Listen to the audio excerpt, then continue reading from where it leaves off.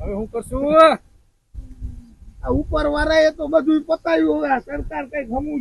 મારે મગફળી અને કપાસનું વાવેતર હે અને કપાસ તો જો કે નવરાત્રી પછી વરસાદ થયો તેમાં જ બધું પતાવી દીધો. કપાસમાં તો કઈ લેવા પણ ત્યારે જ નથી રહ્યું, બરોબર.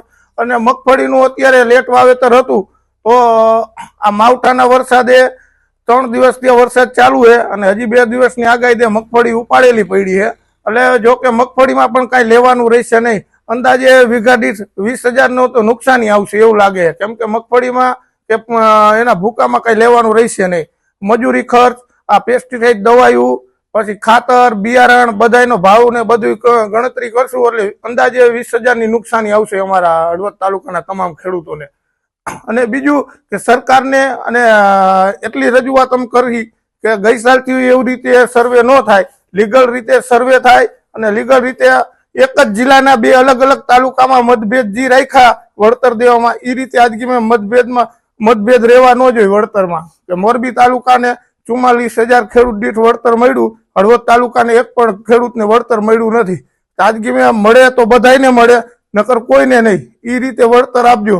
તાત્કાલિક સર્વે થઈ તાત્કાલિક સર્વે કરવાનું અને તાત્કાલિક લીગલ રીતે બધાનું સર્વે થઈ કમ્પ્લીટ કરીને બધાને વળતર મળે એવી મારી માંગ.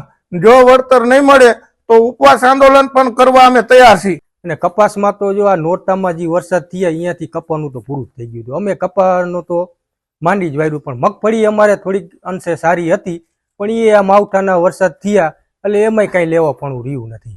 હવે મગફળી સતત 4 દિવસથી આ માવઠાના વરસાદ થાય, ઉપાડેલી એમને પાથરે પડામાં પડ્યા છે. મગફળી એક તો હવે ઉગવા માંડી છે અને પાલોય પૂરો થઈ ગયો છે.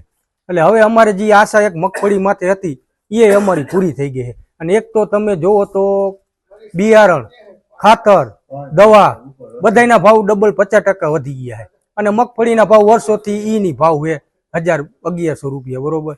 હવે અમારા ભાવ વધતા નથી અને બાકી બધા ભાવ વધે છે.